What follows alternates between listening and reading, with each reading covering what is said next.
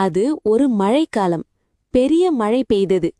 குருவி குஞ்சுகள் குளிரால் நடுங்கின. அம்மா குருவி மிகவும் கவலைப்பட்டது. அது ஒரு தையல்காரரிடம் சென்று, என்னுடைய குருவி குஞ்சுகளுக்கு ஒரு போர்வை தைத்து தாருங்கள் என்று கேட்டது. அதற்கு தையல்காரர், என்னிடம் போர்வை தைக்க நூல் இல்லை. நீ நூல் கொண்டு வா, நான் போர்வை தைத்து தருகிறேன் என்றார். உடனே குருவி பறந்து சென்று ஒரு நூல் செய்பவரிடம், ஐயா, எனக்கு நூல் கொடுங்கள். என் குஞ்சுகள் குளிரால் நடுங்குகின்றன. அவர்களுக்கு போர்வை செய்ய வேண்டும் என்று கேட்டது.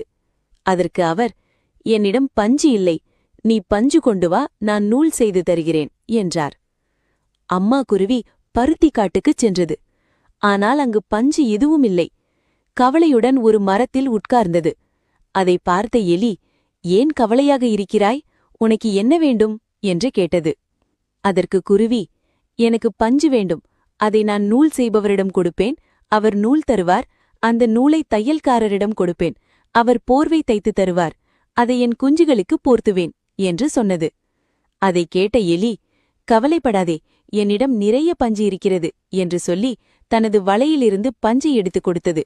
அதை வாங்கிக் கொண்ட குருவி மிகவும் சந்தோஷமாகி எலிக்கு நன்றி சொல்லி மகிழ்ச்சியுடன் பறந்து சென்றது. கதை மோரல்: உதவி செய்யும் மனம் இருந்தால் சிறியவர்களாலும் பெரிய உதவி செய்ய முடியும்.